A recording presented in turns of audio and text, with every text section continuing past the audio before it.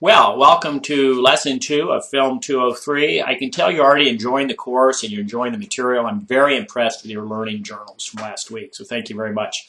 I saw a lot of I got my notes here, very engaged comments with specific and detailed opinions, okay, or whatever you want, however you want to say that.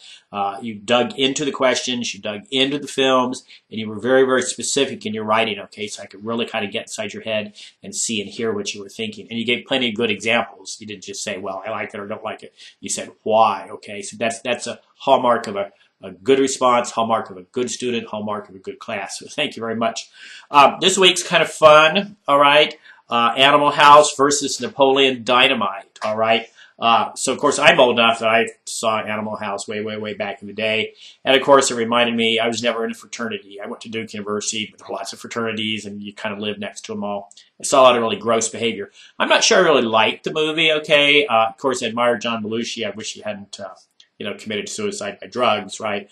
But I don't really like his humor. It's so over the top, right?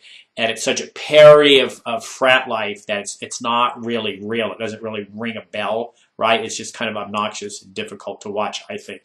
But of course, the movie is iconic. It's a classic, right? And a lot of crazy good actors came out of it, all right? Take a look at them and see who you recognize. And then you look at Napoleon Dynamite, okay, and I think this guy is just like way, way cool, okay? And his humor is so understated, it just cracks you up. He's a real person. You could almost be him. You could never be John Belushi. You're just not that character. But you could almost be that awkward like Napoleon Dynamite. You could almost be that unintentionally humorous like Napoleon Dynamite. So I think that's kind of just one of the cool things about the movies. So anyhow, go ahead, keep paying attention to the textbook, please. Excellent textbook. That's what the PPTs are about. That's what the quizzes are about. I already graded last week's quizzes. Congratulations. Thank you very much. So I'm just very pleased with the course, the way it's moving along. You know how to get a hold of me if you have questions, okay? But just keep digging into the discussions. Keep digging into the learning journals. Keep looking at the YouTube clips. And make sure you look at the PowerPoint lectures. And I really want you to get absolutely as much out of this class as you put into it, okay? I'm really pleased that I was asked to teach it, all right? It doesn't look like there are any discussions for this lesson. That's good. That just means you can concentrate on the quiz and on the learning journal, okay?